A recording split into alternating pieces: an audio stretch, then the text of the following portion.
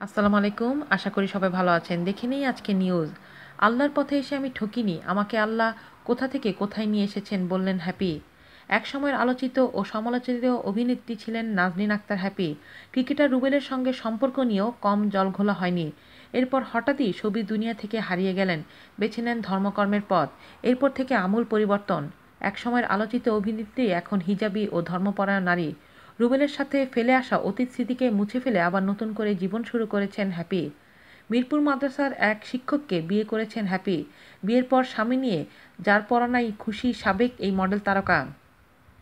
ঠিক সেটিই ফুটে উঠেছে তার ফেসবুক স্ট্যাটাসে। গত ১৬ই জানুয়ারি সোমবার সামাজিক যোগাযোগ মাধ্যম ফেসবুকে হ্যাপি একটি স্ট্যাটাস দিয়েছিলেন। আজকে আপনাদের জন্য সেই স্ট্যাটাসটি হুবহু বলা হচ্ছে, আল্লাহর পথে এসে আমি ঠকিনি আলহামদুলিল্লাহ। ইনফ্যাক্ট কেউই ঠকে না। অনেকের ধারণা হয়তো শরিয়াতের সব নিয়মকানুন মেনে চলা জীবনটা কেমন যেন বিষাদ। তারা যদি জানতো ইসলামের জীবন ব্যবস্থা কত চমৎকার, তাহলে দুনিয়ার সব সম্পদ তাদের পায়ের নিচে এনে দিলেও তা পা দিয়ে সারাতেও দ্বিতীয়বার ভাবত না। আমাকে আল্লাহ কোথা থেকে কোথা নিয়ে এসেছেন, আল্লাহু আকবার।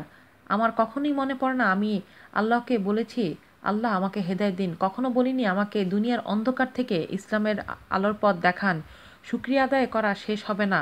আল্লাহ আমার মতো গুনাহগার এক বান্দিকে সহি পথ দেখালেন। আলহামদুলিল্লাহি রাব্বুল আলামিন। এখন আমার করণীয় বোকাদের দলে না গিয়ে যতই কষ্ট হোক এই পথ আঁকড়ে ধরে রাখা। আমার মতো আমানতুল্লাহ এই পথ থেকে বিচ্যুত হলে আমার মহান আল্লাহর কিছুই আসবে যাবে না। যা হবার তা হবে আমার। আল্লাহ পথ দেখিয়েছেন, বাকি কাজটা আমার। আল্লাহর উপর একিন রেখে এই পথ পাড়ি দিতে হবে। আল্লাহই সাহায্য করবেন ইনশাল্লাহ। বিয়ের আগে আল্লাহর কাছে শুধু চাইতাম আল্লাহ যেন আমাকে দিনদার একজন স্বামী দেন, যার উসিলায় আমি আরও বেশি দিনের উপর উঠতে পারি। আল্লাহ কবুল করলেন আলহামদুলিল্লাহ। আগে যখন তালিমে যেতাম তখন যারা তালিম করেন তাদের দেখে আমার মনে খুব শখ জাগতো, আমি একদিন তালিম করব এভাবে। আমার মুখ দিয়ে আল্লাহ তাআলা দিনের কথা অন্যদের শোনাবো। আল্লাহ কবুল করেছেন আলহামদুলিল্লাহ। এখন আমি আমার এলাকায় নিয়মিত মেহনত করি আলহামদুলিল্লাহ। মাস্তরাত জামাতেও আল্লাহ নেন। মাস্তরাত জামাত এবং এলাকার কাকরাইল মসজিদ অনুমোদিত তালিম পয়েন্ট তো মেহনত করার অনেক বড় ময়দান আলহামদুলিল্লাহ। আল্লাহ সবার মেহনত কবুল করুন। আমার স্বামী যখন বলে তুমি মাঝে মাঝে রান্না করে আমার প্রতি অনেক এহসান করো, না হলে অফিস করে আবার রান্না করে তোমাকে ঠিকমতো খাওয়ানো আমার জন্য খুব কষ্ট হয়ে যেত। তোমাকে খাওয়ানোর দায়িত্ব তো আমার, রান্না করা বা কোনো কাজ করা তো তোমার দায়িত্ব না। অনেক অনেক জাযাকাল্লাহ। বাসায় খাদেমা তো আছেনই, তবুও আমার যা ব্যক্তিগত কাজ সবই আমার স্বামী করেন।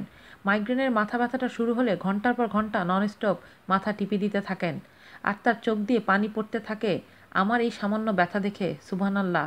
আর আল্লাহর কাছে শুধু আমার দোয়া করতে থাকেন আলহামদুলিল্লাহ।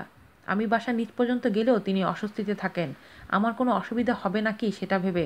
সবসময় তিনি তিনি আমার সাথেই থাকেন, একটু আমাকে একা বের হতে দেন না আলহামদুলিল্লাহ।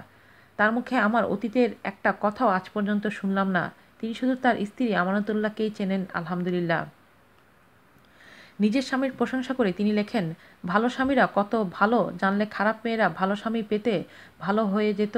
হ্যাপি আরও লেখেন, এত এত নিয়ামত কি মানুষ টাকা দিয়ে কিনতে পারবে? কখনোই না। একটা বেদিন ছেলে তার স্ত্রীর জন্য করবে এত কিছু? কখনোই না। এই নুরানি শান্তি দুনিয়ার প্রাসাদে থেকে কেউ কি পাবে? কখনোই না। এসব আসলে তাদের জন্য যারা দুনিয়ার মোহ ত্যাগ করে। আলহামদুলিল্লাহ, আল্লাহ আমাকে তাকে চিনিয়েছেন, নুরানি জীবন দিয়েছেন। বিদ্রোহ বিশেষ দ্রষ্টব্য, দিনের পথে এসে আমার হারানোর খাতা শূন্য, দিনের পথে এসে পাওয়ার খাতা পরিপূর্ণ। আলহামদুলিল্লাহ আলহামদুলিল্লাহ আলহামদুলিল্লাহ। আজ এ পর্যন্তই। ভালো থাকবেন। আল্লাহ হাফেজ।